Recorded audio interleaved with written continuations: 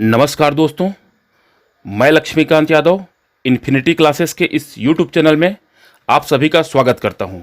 दोस्तों, आज हम 16 जून से 30 जून तक छत्तीसगढ़ से संबंधित करंट अफेयर्स के बारे में चर्चा करेंगे। तो आइए वीडियो को शुरू करते हैं। रोका छेका अभियान। हाल ही में छत्तीसगढ़ राज्य सरकार के द्वारा ग्राम पतोरा दुर्ग से 19 जून को रोका छेका अभियान का शुरुआत किया गया। रोका छेका अभियान की अवधि 19 जून से 30 जून तक पूरे प्रदेश भर में यह अभियान चलाया जाएगा। रोका छेका अभियान का उद्देश्य खरीफ फसलों को मवेशियों से बचाने के लिए तथा खुली चराई से खेती को होने वाले नुकसान की रोकथाम के लिए तथा प्रदेश में पशुधन प्रबंधन की व्यवस्था को बेहतर बनाने के लिए पूरे प्रदेश भर में रोका छेका अभियान 19 जून से 30 जून तक की अवधि तक चलाया जाएगा। मुख्यमंत्री सुगम सड़क योजना। हाल ही में छत्तीसगढ़ के मुख्यमंत्री भूपेश बघेल जी के द्वारा 19 जून 2020 को मुख्यमंत्री सुगम सड़क योजना का शुभारंभ किया गया। इस योजना का उद्देश्य इस योजना के माध्यम से प्रदेश के सभी शासकीय भवन और सार्वजनिक स्थलों जैसे कि शासकीय शालाएं, चिकित्सालय, कॉलेज, आंगनबाड़ी भवन, उचित मूल्य की दुकानें और अन्य शैक्षणिक संस्थाएं जो अभी तक मुख्य मार्गों से जुड़ी हुई नहीं हैं, उन सभी को पक्की और 12मासी मार्गों से जोड़ा जाएगा। इस वर्ष 200 करोड़ रुपए की लागत से 1116 कार्य कराए जाएंगे। मुख्यमंत्री सुगम सड़क योजना। गोधन न्याय योजना। हाल ही में छत्तीसगढ़ राज्य सरकार के द्वारा गोधन न्याय योजना चलाए जाने का निर्णय लिया गया है। इस योजना की शुरुआत जुलाई माह में हरेली त्यौहार के दिन से किया जाएगा। गोधन न्याय योजना का उद्देश्य छत्तीसगढ़ राज्य में गौपालन को आर्थिक रूप से लाभदायी बनाने तथा सड़कों एवं शहरों में जहां तहां आवारा घूमते पशुओं के प्रबंधन तथा गोबर के प्रबंधन एवं पर्यावरण की रक्षा के लिए गोधन न्याय योजना चलाया जाएगा। गोधन न्याय योजना के लागू होते ही छत्तीसगढ़ देश का पहला ऐसा राज्य बन जाएगा जो पशुपालकों को लाभ पहुंचाने के लिए उनसे गोबर खरीदेगा। गोधन न्याय योजना से क्या लाभ होगा? गौपालन और गोबर प्रबंधन से पशुपालकों को लाभ होगा। गांवों में रोजगार और अतिरिक्त आय के अवसर बढ़ेंगे।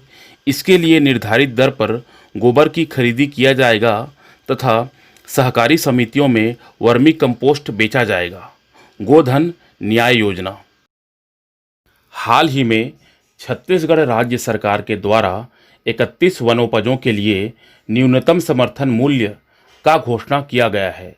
अर्थात अब छत्तीसगढ़ में 31 वनोपजों को न्यूनतम समर्थन मूल्य पर खरीदा जाएगा। उद्देश्य छत्तीसगढ़ राज्य सरकार के द्वारा वनवासियों को लघु वनोपजों के जरिए बड़ी संख्या में रोजगार उपलब्ध कराने के लिए समर्थन मूल्य पर खरीदे जाने वाले लघु वनोपजों की संख्या जो कि 25 थी, इसमें बढ़ोतरी करते हुए इसे अब 31 कर दिया है। अर्थात अब छत्तीसगढ़ में 31 वनोपजों को न्यूनतम समर्थन मूल्य पर खरीदा जाएगा। हाल ही में इन 6 लघु वनोपजों को न्यूनतम समर्थन मूल्य पर खरीदा जाएगा।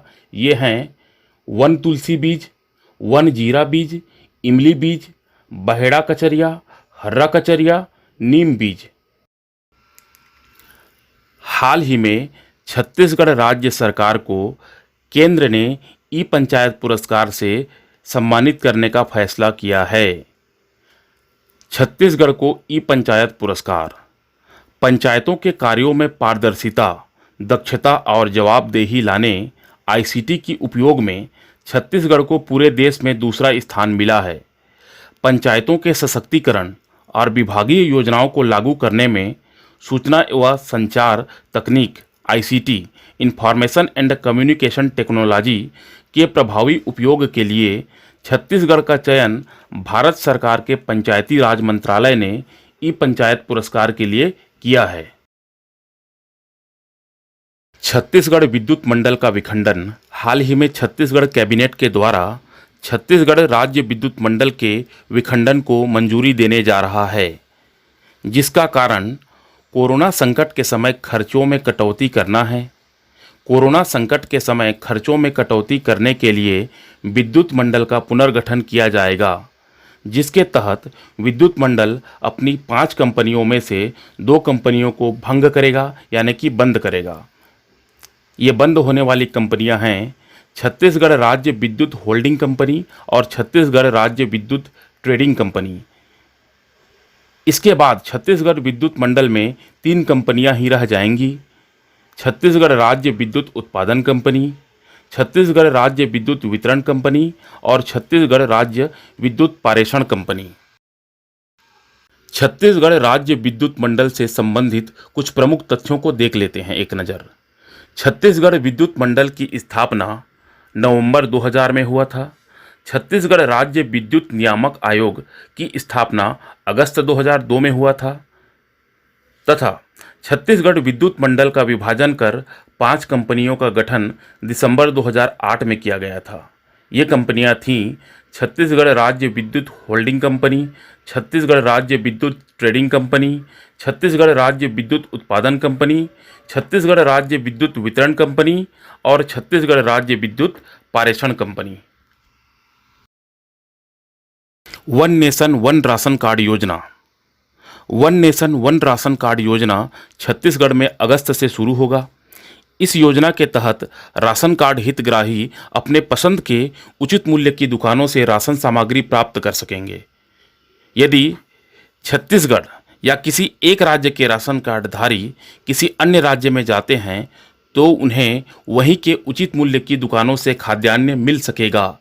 यह है one nation one ration card योजना। चर्चित व्यक्ति Atul Shukla, Chhattisgarh wild life PC safe, इनको हाल ही में छत्तीसगढ़ में हुई हाथियों के मौत के कारण हटाया गया। दलेश्वर साहू डोंगरगांव के विधायक हैं जो कोरोना पॉजिटिव होने के कारण चर्चा में रहे। प्रज्ञा कश्यप मुंगेली की 10वीं की छात्रा हैं जिन्होंने सीजी बोर्ड की 10वीं के एग्ज़ाम में 100% अंकों के साथ टॉप किया। टिकेश वैष्णव मुंगेली के छात्र हैं जिन्होंने सीजी बोर्ड में 12वीं की परीक्षा में 97.80% अंकों के साथ पूरे प्रदेश में टॉप किया। प्रभा दुबे छत्तीसगढ़ राज्य बाल अधिकार संरक्षण आयोग की अध्यक्षा हैं। चर्चित स्थल नवा छत्तीसगढ़ सदन। नई दिल्ली के द्वारका में बनेगा नवा छत्तीसगढ़ सदन। सकरी रायपुर छत्तीसगढ़ का सबसे बड़ा कचरा प्रोसेसिंग प्लांट सकरी रायपुर में शुरू होगा। कई बार बाढ़ आ जाने से या नई परियोजनाएं शुरू हो जाने से या कुछ अन्य कारणों से कुछ नदियां चर्चित रह जाती हैं और परीक्षाओं में इन्हीं नदियों को पूछ लिया जाता है। तो इस महीने में कुछ नदियां चर्चित रही, उनको देखते हैं कि वे कहाँ प्रवाहित होती हैं। मछली नदी हाल ही में चर्चा में रही, सरगुजा जिले में प्रवाहित होती है। बारू नदी हाल ही में चर्चा में रही, सुकमा जिले में प्रवाहित होती है। दोस्तों, ये तो था 16 जून 2020 से 30 जून 2020 तक छत्तीसगढ़ से संबंधित करंट अफेयर। अगर आपको ये वीडियो अच्छा लगा तो हमारे चैनल इन्फिनिटी क्लासेस को लाइक, सब्सक्राइब और शेयर कीजिए। धन्यवाद।